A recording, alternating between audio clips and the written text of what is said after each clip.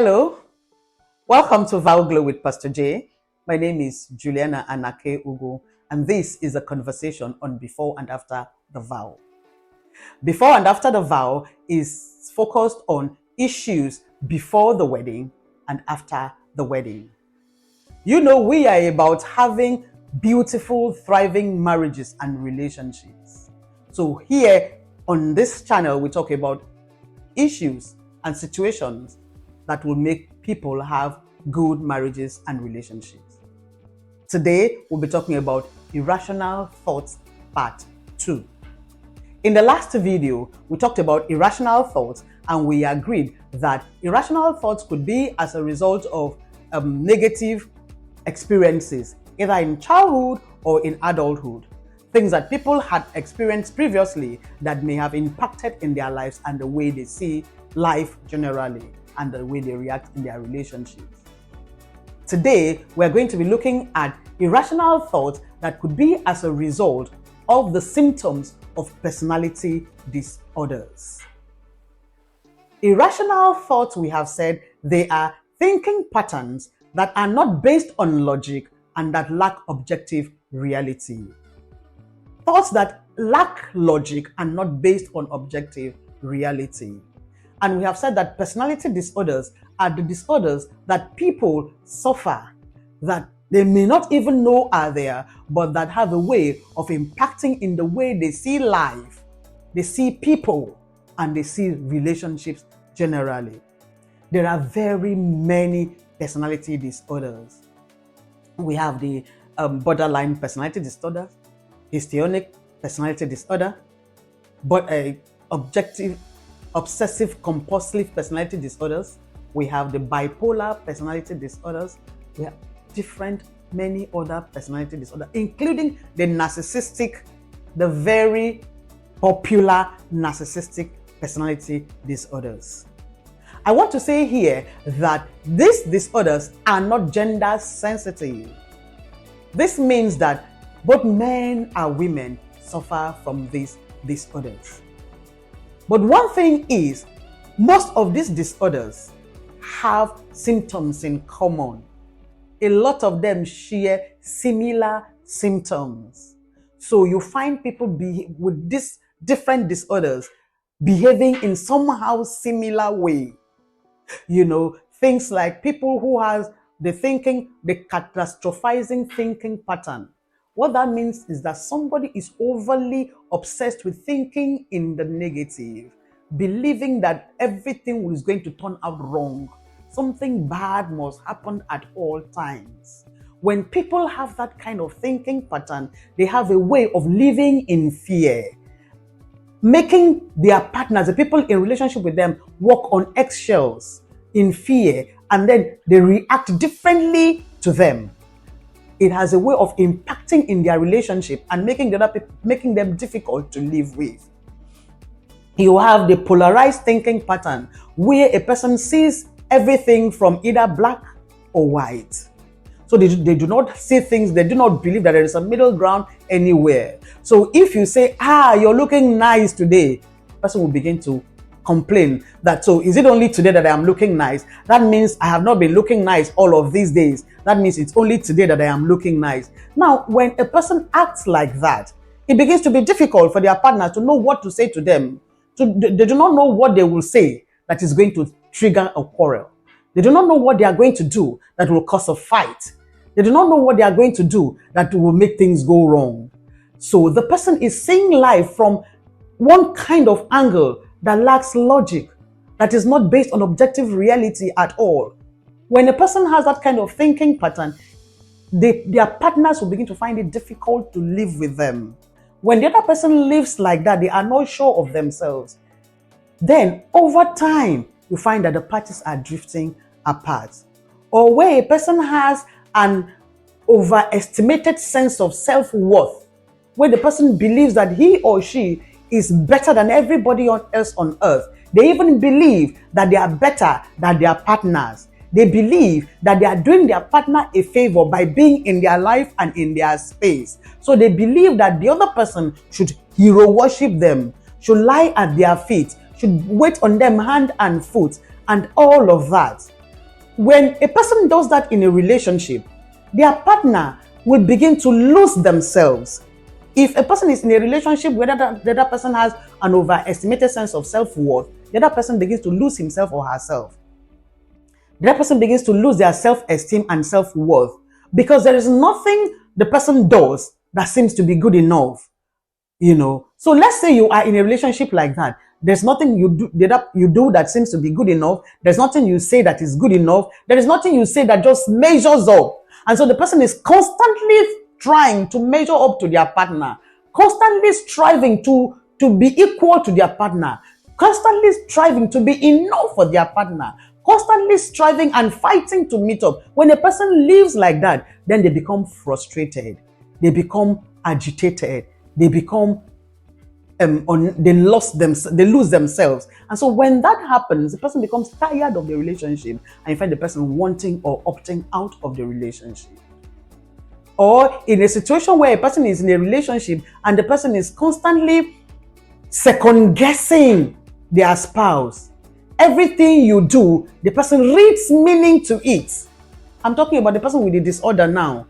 Everything your partner does, you're reading meanings to it, reading meanings to everything people do. Even if it is not your partner, you walk into a shop and you see two other shoppers, probably discussing, and then you go thinking they must be talking about me.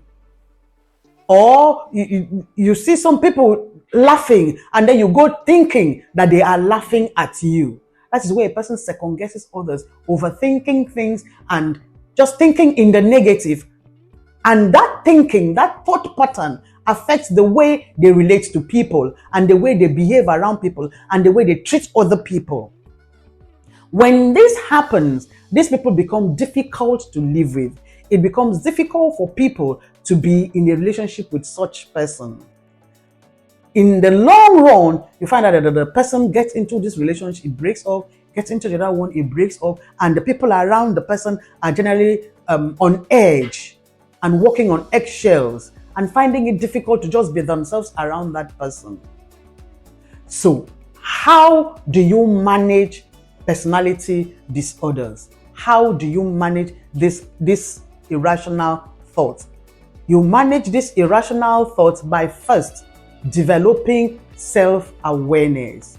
So you recognize, first you become aware. So just like you watch this video, you could begin to ask yourself, is this thing, does it apply to me? Is it possible that this thing this woman is saying applies to me? Is it possible that I think like that? Is it possible that I could be this person? That's developing self-awareness. So you recognize that it is possible that you are having negative thinking pattern. You are having irrational thought. Now, let me say this before I go on. We all are bound to have irrational thoughts every now and again. People have negative thoughts every now and again. Where it becomes an issue is where they preoccupy our thoughts.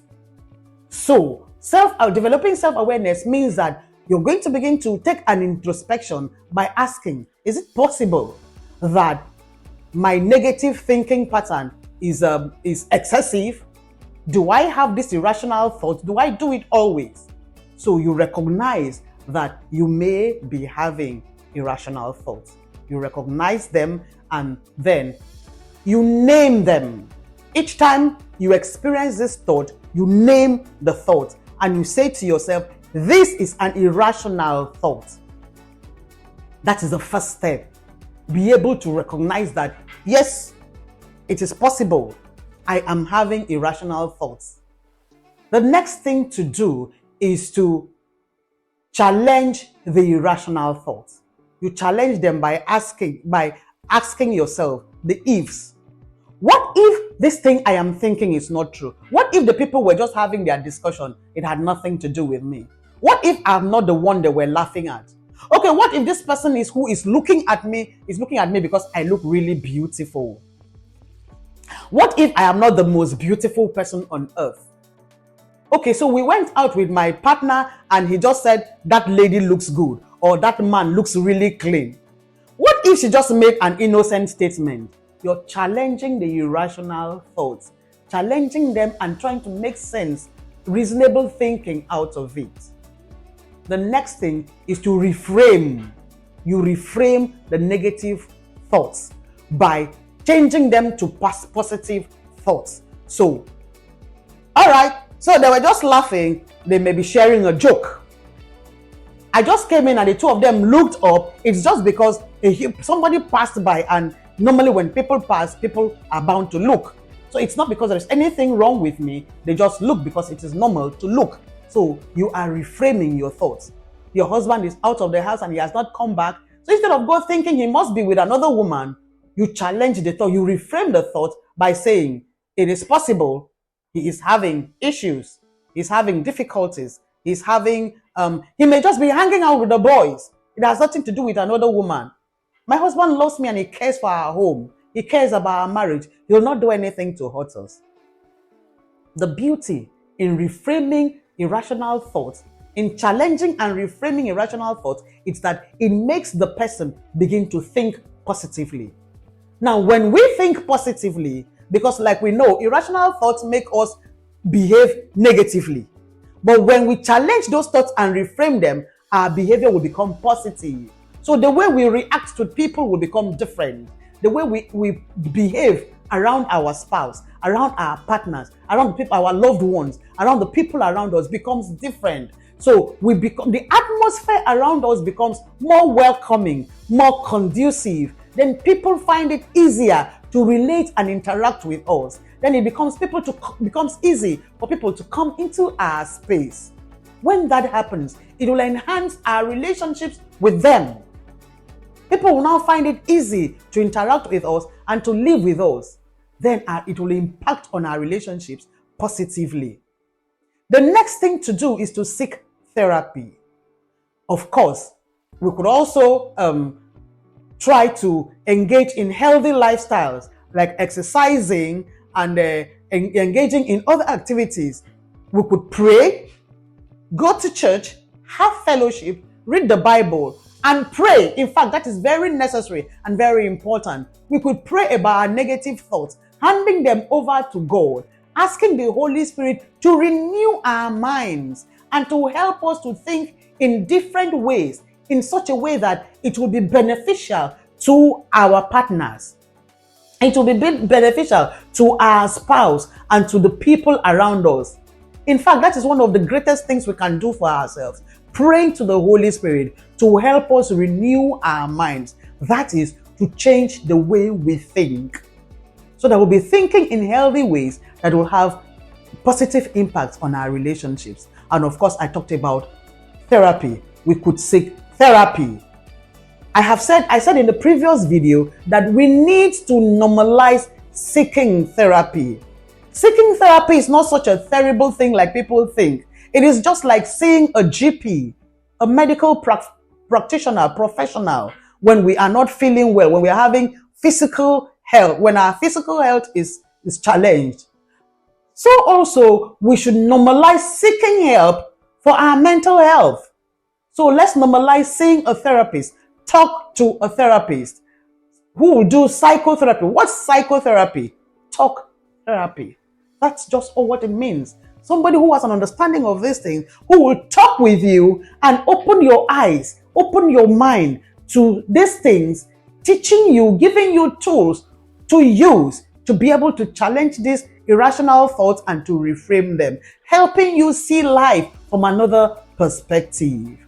So you seek therapy, and therapists will do like CBT, cognitive behavioral therapy. I have said that these irrational thoughts resulting from personality disorders is also known as cognitive imbalance, cognitive distortion.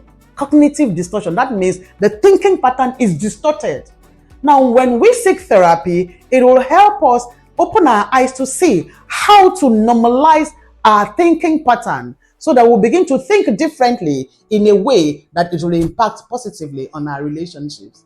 Now, if the therapist sees or from assessment discovers that it is deeper than psychotherapy, the person could recommend pharmacotherapy.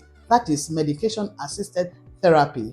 That means the person could recommend or refer to another professional, a medical professional, who will now do a proper diagnosis and see if medication is necessary. And where medication is necessary, the person will prescribe and treatment will commence in order that this cognitive distortion will be rectified, so that the person suffering from this disorder will take back their life and begin to have positive thinking patterns that will affect their behavior positively, that will impact positively on their relationship and make it easy for people to stay around them, make it easy for people to come into their space, share their space with them, and be happy.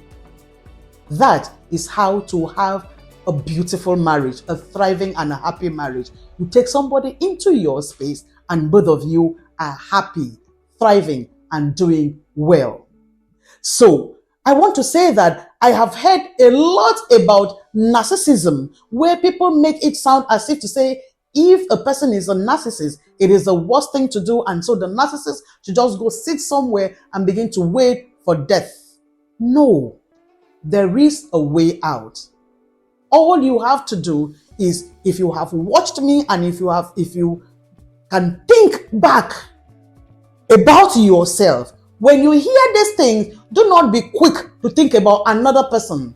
That in itself alone is a disorder, where when you hear something, instead of looking inwards and thinking that this may be referring to you, you go quickly thinking that it must be referring to another person. No, you have to think about yourself first. And in case you find that you may be thinking of these irrational thoughts, develop the self-awareness and seek help, and your relationship will be what you want it to be.